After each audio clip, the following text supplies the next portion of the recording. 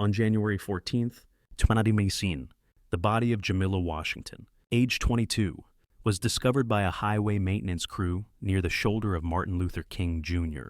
Boulevard, south of Oakland, California.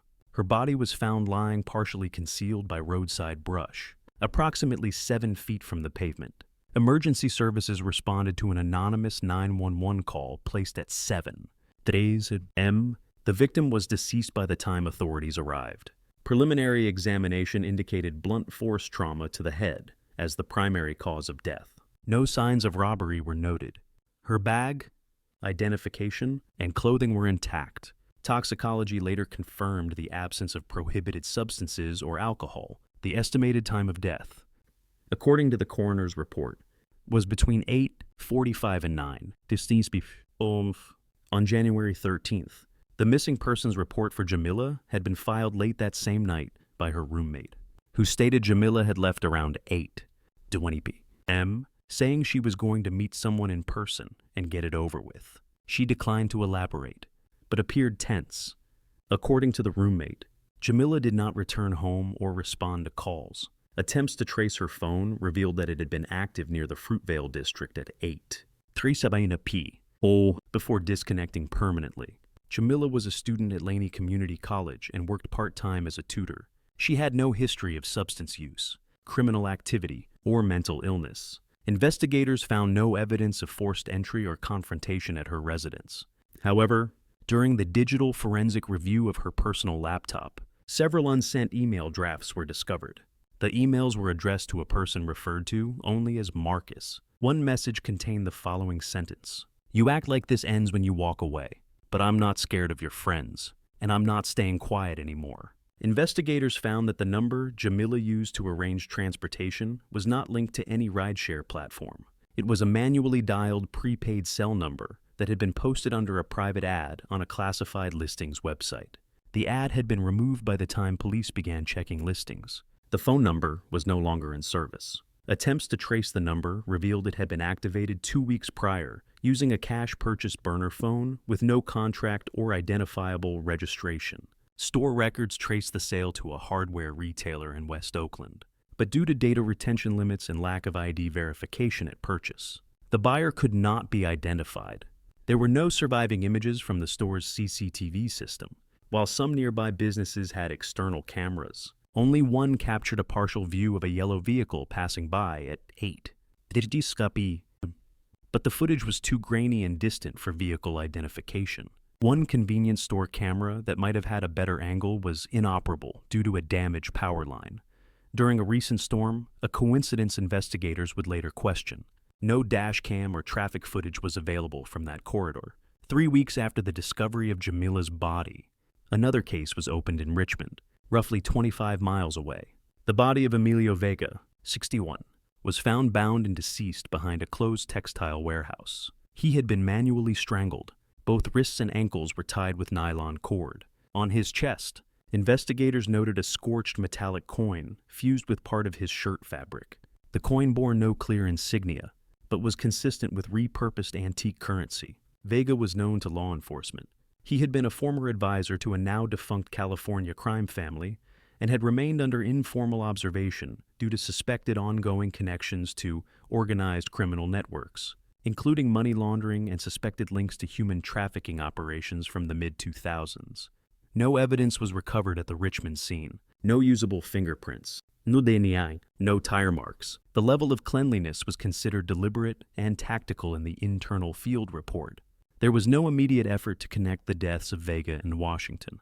Different jurisdictions handled the cases and no shared witnesses. Geographic overlap or modus operandi were evident on the surface. Jamila's case remained unsolved, treated as an isolated homicide with no known suspects. Vega's case was labeled targeted retaliation, common within his former circles. On the morning of February 9th, 2021, the body of Mario Delgado, 50 hours, was discovered inside an abandoned rental unit above a liquor store in Oakland's Chinatown district.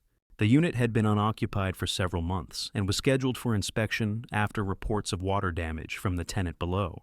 Responding officers located the body on the floor of the main room. His wrists were bound behind his back with cord, and the cause of death was identified as manual strangulation. The scene was undisturbed. There were no signs of forced entry, no defensive wounds, no struggle. Delgado's wallet remained in his coat. A single item was placed next to the body, a brass keychain, partially melted and scorched.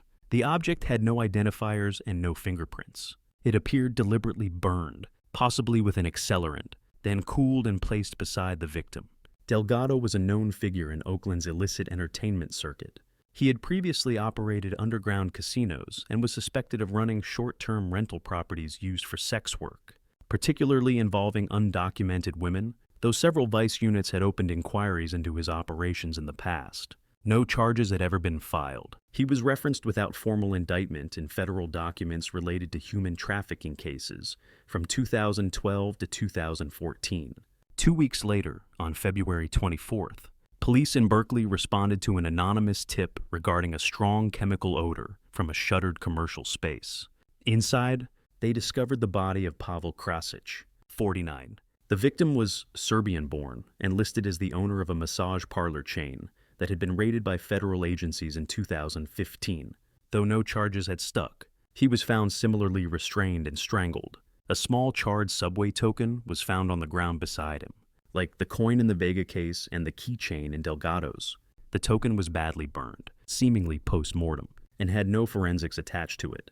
In total, 3 men were now dead: Vega, Delgado, and Krasic, all killed in a similar manner. No forensic links tied the murders together, but the methods were nearly identical: binding, strangulation. No witnesses, no struggle, and the placement of scorched metallic objects left beside the bodies. Detective Maya Rodriguez, reviewing the open homicide reports for the district, cross-referenced the victims' names with federal intelligence records. She identified a shared origin. All 3 were named in a sealed federal investigation from 2013 under the code Operation Mockingbird. Mockingbird had been a multi-agency operation, targeting a suspected trafficking pipeline that moved vulnerable women, primarily immigrants, through Oakland, San Francisco, and parts of Nevada. It had been abruptly shut down in late 2014. The official reason cited in DOJ correspondence was insufficient evidence and risk to cooperative witness integrity. 14 individuals had been identified as indirect or material persons of interest in the case. None were indicted. One of the suspected informants had recanted her testimony under unknown circumstances and later disappeared from witness housing. The similarity between the current victims and the Mockingbird list was not publicly acknowledged.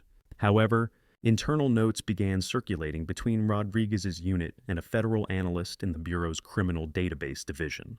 The analyst confirmed that access logs for the Mockingbird file had shown unusual activity starting in December 2020, nearly 4 weeks before Jamila Washington's death. And 6 weeks before Delgado's, one access request stood out. It came from an inactive account tied to L. Johnson, a former vehicle fleet administrator for a defunct taxi company in Hunters Point. Johnson had died in 2019. His user profile had been marked as archived and disabled. Yet, the system showed successful login under his credentials. Files had been viewed, exported, and flagged for off-site retrieval. This breach wasn't a one-time success. System logs revealed 3 failed login attempts before the successful access, suggesting persistence rather than pure luck. The logs showed no further trace after that single successful login. Rodriguez requested a security audit, but the inquiry was halted at the bureau level, marked internal integrity pending. Her follow-up requests were not answered. What remained clear was that someone had pulled a list. Someone had selected their targets from an old federal file, quietly, surgically, and had started removing them. One access request stood out. It came from an inactive account tied to L. Johnson, a former vehicle fleet administrator for a defunct taxi company in Hunters Point. Johnson had died in 2019. His user profile had been marked as archived and disabled. Yet, the system showed successful login under his credentials. Files had been viewed. One specific account came from a line cook, working at a 24-hour diner located off San Pablo Avenue in West Oakland. He recalled a yellow Crown Victoria parked in the back lot for over 40 minutes on the evening of January 13th. The driver remained inside the vehicle, eating from a food container with the engine off and headlights dark. According to the witness, The man never left the vehicle, made no calls, and did not interact with staff or other customers. At approximately 8:50 p.m., the vehicle pulled away from the lot abruptly and without headlights. The cook remembered this specifically, stating, "It was like someone flipped a switch. 1 second, he's just sitting there. Next second, he's gone. No lights, no tire noise. Just gone." At 9:00 p.m., an anonymous emergency call was placed from a prepaid phone reporting an unresponsive female near a maintenance turnoff on Martin Luther King Jr. Boulevard. The call lasted 14 seconds. The voice was male, calm, and provided precise GPS coordinates. The number was inactive by the time authorities attempted a callback. Detective Maya Rodriguez reopened the vehicle records associated with the known Crown Victoria sightings. DMV Systems identified the model as a decommissioned SFPD patrol unit sold through a salvage auction in 2018. It was legally purchased by a commercial buyer under the name Johnson Auto Group, an inactive taxi yard that had ceased operations following the owner's death in 2019. However, further inquiry revealed that the car's listed registration number had been reassigned multiple times since its retirement across different jurisdictions. Insurance linked to the plate belonged to a shell company no longer in good standing. The address on file was a vacant lot in Hunters Point, San Francisco. The registration, plate, and inspection documents were determined to be fraudulent, assembled using legitimate identifiers from junked vehicles. The Crown Victoria's presence was later linked to at least 2 more locations where victims from the Mockingbird case had been last seen alive. In one instance, a convenience store employee reported a yellow taxi idling outside for 15 minutes after closing. In another, an apartment complex janitor said he saw a taxi-looking car exit the back alley of a private building 5 minutes before police responded to a fatality call. Every time the car was gone by the time law enforcement arrived.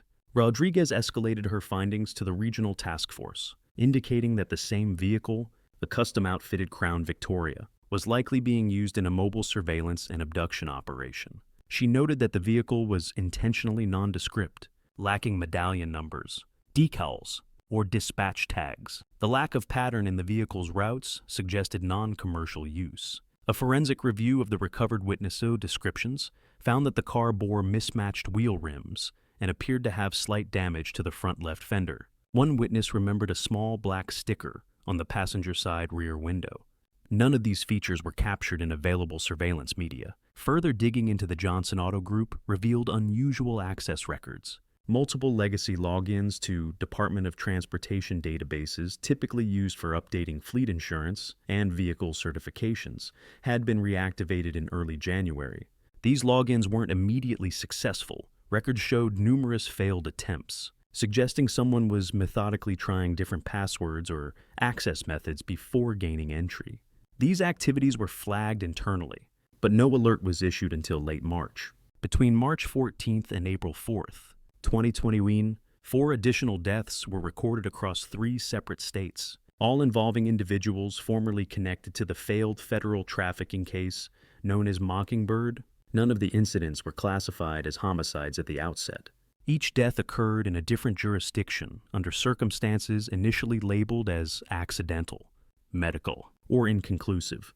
The victims were a retired federal judge, Nevada, a former U.S. attorney, Arizona, an ex-agent from the Bureau's Human Trafficking Task Force, California, and a private defense lawyer, Oregon, who had previously declined to prosecute any part of Mockingbird on grounds of insufficient actionable material.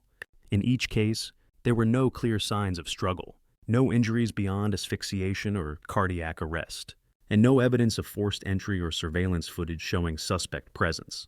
The defense lawyer, Alan Greenberg, 56, was found slumped in his home office chair, dead for over 12 hours before being discovered by his housekeeper. The window blinds were drawn, and the door had been locked from the inside. Police initially suspected heart failure. However, the county medical examiner revised the cause to non-natural after discovering a faint ligature mark beneath the collar line. A burn mark similar in shape to a metal token was found on the inside of his wrist, partially hidden beneath his cuff. Shortly after, Rodriguez received a report from the daughter of Judge Richard Campbell, another deceased subject, The daughter told officers her father had grown paranoid in the days leading up to his death. According to her statement, he kept saying she was supposed to be gone. She was just a kid. He locked every window. He didn't sleep. He kept looking at his phone like someone was going to call. The woman also noted hearing fragments of phone conversations at night where he repeatedly referred to the girl who called it in and the one they buried for our protection. None of the judge's associates could identify who he meant. Phone records revealed multiple late-night outgoing calls to unlisted numbers. On April 6th, an incident occurred outside the law enforcement perimeter. A file was uploaded to a secured internal server within the FBI's legacy case archive, a directory that required two-factor authentication and biometric clearance. The file appeared in the Mockingbird case folder under the label Client Unresolved. The audio file, 39 seconds in length, featured a young woman's voice under visible emotional stress. Audio analysts confirmed a 98% voice match with Jamila Washington. The background contained automotive noise consistent with mid-sized sedans, and the recording timestamp aligned with the night of January 13th, 2021. The voice is partially fragmented by motion, but intelligible. You said he would be here. That's not his car. I don't like this. Let go of my arm. This isn't what you said. Don't touch me. Stop. Stop. The file was not present in any evidence logs from the Jamila Washington homicide investigation. It was never entered into chain of custody records. There was no source tag, metadata trail, or file origin point. The file was embedded directly into the archive with no access history visible. Requests for source tracing were escalated. Initial security analysis revealed the breach wasn't a clean hack. There had been multiple failed attempts that set off internal alerts, but the alerts had been routed to an unmanned monitoring station due to staffing cuts.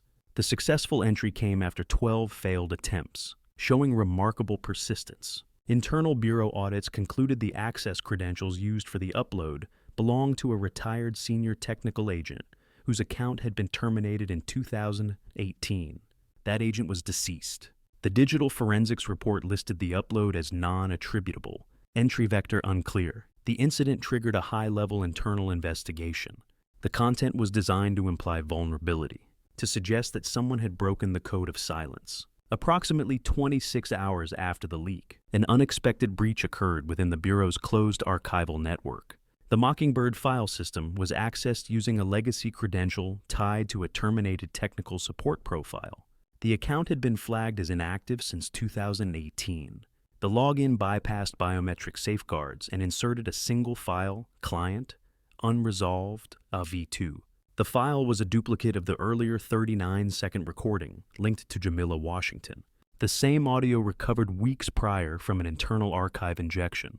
However, this version contained embedded metadata not present in the original. The only visible addition was a short text comment embedded in the ID3 tag. Incomplete deliveries. Client unresolved. Cybersecurity staff could not determine the upload's origin. No IP trace remained. Packet logs showed only rerouted server activity consistent with layered proxy masking. A separate audit concluded that the access point came from a terminal once used at an inactive FBI field office in Sacramento, closed since 2019. Within 24 hours of the file appearing, one of the 5 remaining Mockingbird targets disappeared. Daniel Torres, a former logistics contractor implicated in the original investigation, had been under protective status in a secure location in Stockton. On April 18th, at approximately 10 p.m., he was reported missing from his monitored unit. There were no signs of forced entry, no camera footage, and no alarm triggered. Guard staff reported nothing unusual. His departure was not observed. Torres was located 36 hours later near the Oakland shipping yards, wandering without shoes or jacket. He was disoriented, but coherent. Medical examination revealed superficial ligature marks on both wrists and trace amounts of a non-lethal sedative in his blood. No bruising or physical trauma was recorded. His speech was slow but controlled. During initial questioning, Torres told EMT personnel, "He didn't hurt me. He looked at me, just looked like he already knew." He later added, "He said I wasn't meant to be on the list." Then he left, in the right-hand pocket of his pants. Authorities recovered a small folded note printed in block capitals on standard paper. It read, "One of you reported her missing. That's not nothing. For the first time in the ongoing investigation, a listed individual had survived a direct encounter with the suspected killer. The incident was immediately classified as a critical deviation from the previous pattern. Until then, every subject tied to Mockingbird who had been located had died. This was the first exception. At this turning point, the FBI decided to bring K-9 units into the investigation. Shadow, a 5-year-old Belgian Malinois with an outstanding record in tracking human scent and detecting specific chemical residues, was brought to the last location where Torres had been found. Shadow's handler, Special Agent Marcus Taylor, a 38-year-old African-American with 12 years of experience, led the effort. At the dockyard area, Shadow detected a particular scent on a park bench where Torres was found. The dog had picked up traces of a specific accelerant, used to burn the metallic objects found at each murder scene. This was the first breakthrough in establishing a chemical link between the cases. Shadow can detect this scent even days after exposure, Taylor explained. It's a special mixture that most standard forensic kits overlook. This is not coincidental. Taylor, who had been married to Rodriguez for 3 years, worked actively with his wife on the case, despite subtle but persistent prejudice from some colleagues. Several times, Taylor and Rodriguez overheard remarks about affirmative action, hiring, or found themselves excluded from key briefings, forcing them to work twice as hard to stay informed and prove their competence. By early July 2021, 12 out of 14 individuals connected to the Mockingbird investigation were confirmed deceased. One was presumed missing abroad. One had survived a direct encounter. The FBI and local agencies operating under full coordination had no suspect, no witness, and no active leads. Then a final trace appeared. On the morning of July 7th, Port Authority personnel in San Francisco reported an abandoned vehicle in the rear section of a long vacant freight loading zone. The car, a yellow Ford Crown Victoria, matched the description circulated in internal BO bulletins since March. The vehicle had no plates, no medallion, and no active registration. The interior was clean. Forensics found no fingerprints, no hair, no residue.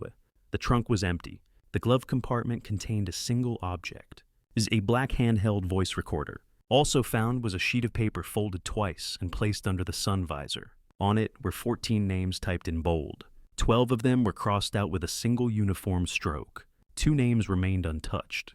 No handwriting, no identifiers, no traceable material, no wallet, no license, no ID. Audio technicians reviewed the recorder. It contained only one message. The voice was male, low, calm, and free of hesitation.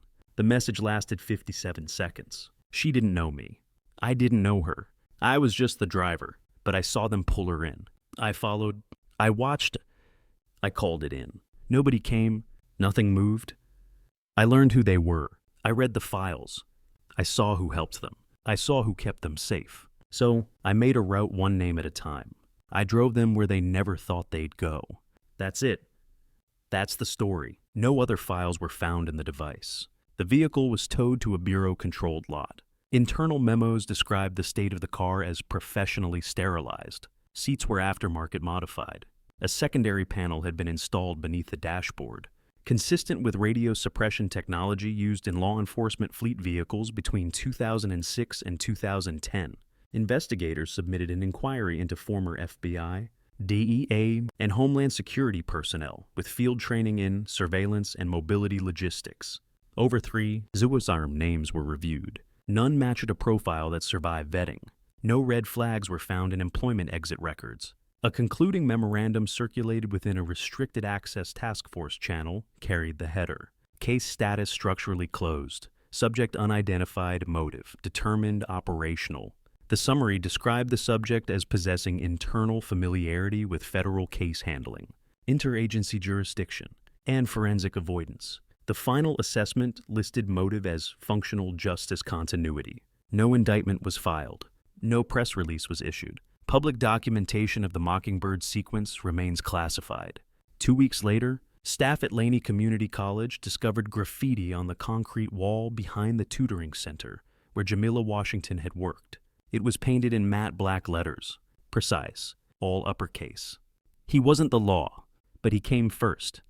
It was painted over the following day.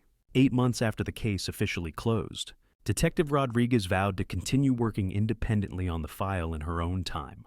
While having coffee at a small diner in East Oakland, she noticed an old photograph on the wall, showing a local taxi crew from the 1990s. One of the drivers, a middle-aged black man, stood slightly apart from the others, near an older Crown Victoria. The man's eyes, hard and determined, caught Rodriguez's attention. She asked the diner owner about the photo and learned it was Andre Thomas, a former local taxi driver who had retired over a decade ago. He was a fixture in the neighborhood. The owner shared, a quiet man who had lost his wife and daughter in what was reported as a car accident in 2007. He was always polite, but always watching. The owner recalled, he used to drive around this area even after retiring, still in an old yellow Crown Victoria. We haven't seen him in a long time. Rodriguez suddenly understood. She checked driving records and discovered Thomas had once worked for a taxi company that lost its license in 2013 after being investigated for potential involvement in trafficking activities. That company belonged to one of the men on the Mockingbird list, Emilio Vega. The second victim, old notes from the original case mentioned a driver who may have witnessed and reported suspicious activity, but was never followed up on by investigators. As Rodriguez continued digging, she discovered that Thomas's daughter, Alicia, had not died in an accident as rumored. Instead, she had disappeared after working for an escort service in 2012, and her body was found 6 months later in a remote area near the Nevada border. That case was never solved. Rodriguez realized the timing coincided with the original Mockingbird investigation, and the investigation had been suspended weeks after Alicia disappeared. For 8 years, Thomas had lived in silence, watching the justice system fail his daughter, while those responsible continued their lives unhindered. Then came Jamila Washington, another young black woman like his daughter, meeting men through a suspicious private transportation service. Her death had likely been the catalyst, the final injustice that drove him to action. Taylor and his dog Shadow had also made a critical discovery. Using the specific scent from the accelerant, Shadow had led them to a small apartment in West Oakland. The apartment had been rented under the name of a long-deceased person, and in a hidden drawer under the floorboards, Taylor found a photograph of a young woman standing beside Andre Thomas. On the back of the photo was a typed list of names, the same 14 names from the Mockingbird list. It was Alicia Thomas, 19 when she disappeared. Now, with the final pieces of the puzzle, Rodriguez and Taylor fully understood. Andre Thomas, a taxi driver who had lost his daughter to a trafficking ring, had spent nearly a decade tracking down those responsible. The detective couple couldn't help but feel conflicted about what they had discovered. As police officers, they were tasked with upholding the law, but both knew the system sometimes failed people like Alicia Thomas. He's not a good man in the traditional sense, Rodriguez had said in a private conversation with her husband, but he did what nobody else did for his daughter. Not just his daughter, Taylor replied. He started with Jamila Washington, someone she didn't even know. He saw the system fail again and decided to act.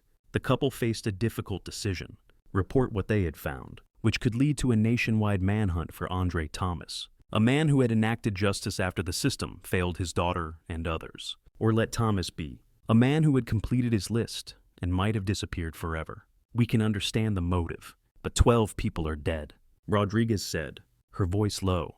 We can't let that happen without consequences. But consequences for whom? Taylor asked, stroking Shadow, who sat beside them. For Thomas, who lost everything, or for a system that allowed this to happen in the first place. After many nights of reflection, the couple reached a compromise. They submitted a concluding report detailing the evidence, but deliberately omitted a few crucial pieces linking Thomas to the cases. Their report confirmed the existence of a serial killer self-styled as the Taxi Avenger, but suggested the suspect might be dead or have left the country, based on unconfirmed reports. 3 months later, a small box was delivered to Rodriguez's office. Inside were a few charred brass coins and a paper with a simple line. Justice comes in many forms. Thank you for understanding. Rodriguez and Taylor never saw Andre Thomas again, but sometimes, when working late, they thought they glimpsed a yellow Crown Victoria at the corner of the street, disappearing when they looked more closely. And occasionally, when investigating new cases, they found evidence mysteriously left behind, helping them bring justice to victims without a voice. In the year following the Taxi Avenger case, a strange phenomenon began occurring in major cities across the West Coast. Organized crime groups involved in human trafficking began finding scorched metallic objects, coins, tokens, keys, placed outside their doors or on their vehicles. No threats, no notes, just the silent burned objects. Numerous gang members and crime bosses abruptly left the area or abandoned trafficking operations. Fearful they had come into the crosshairs of the taxi Avenger, some even turned themselves in to police, choosing the safety of prison over facing the invisible Avenger. When Rodriguez and Taylor investigated a trafficking case in San Jose, both were surprised to discover that one of the main suspects had been staying awake for 2 weeks, terrified of the slightest noise outside his door. "He will find me," the suspect stammered when arrested. "The man in the yellow taxi, he knows all of us." "There is no man in a yellow taxi," Rodriguez reassured him, exchanging glances with her husband. "That's just an urban legend." But it seemed the legend had brought more justice than reality. Within 2 years, reported trafficking cases had decreased by 36% in cities where the scorched metal objects appeared. On an autumn morning in 2024, Rodriguez, now promoted to captain, received an email from an untraceable address. The email contained only an audio file, 37 seconds long, and no attached message. He is in it, the voice of an elderly man, tired but calm, simply said, "We all have to choose. I chose to become the shadow, because sometimes the light isn't enough. There will be no more. It's time for others to carry the torch. Keep them safe. Captain, keep all of them safe. I've seen how you work. You're the light they need." Rodriguez deleted the file immediately, but stored the contents in her mind. That evening, she and Taylor sat on their porch, watching their young daughter play in the yard. They had named her Alicia Jamila Taylor Rodriguez, a silent memorial to those lost too soon, and to the man who had found his own way to bring justice. "Do you think he found peace?" Taylor asked, looking toward the city skyline. "I'm not sure people like him ever find peace." Rodriguez replied, taking her husband's hand, "But at least he found purpose. Sometimes, that's all we can hope for." As darkness fell, an old yellow taxi drove down their street, slowly, without lights, disappearing into the night. They both saw it, but neither said anything, a silent reminder that justice, however imperfect, exists in darkness as well as light. On the wall of an abandoned warehouse in West Oakland, where Alicia Thomas was believed to have been held before she disappeared, a short message appears each year on the anniversary of the Taxi Avenger case, painted in precise black letters. "He wasn't the law, but he came first." The words are always painted over the following day, but it doesn't matter. The message had been delivered, and for those who understood, it carried a clear warning: justice may be slow, but it always finds a way,